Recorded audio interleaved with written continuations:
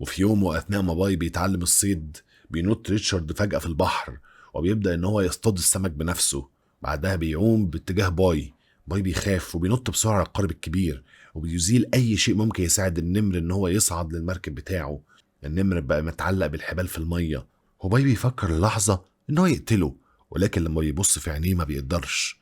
فبيقرر إن هو يساعده، وبيرجع النمر للقارب من تاني. وفي اللحظة دي بيفضل باي طوال اليوم بيفكر في طريقة آمنة ازاي يخلي النمر يرجع للقارب من غير ما يقرب منه.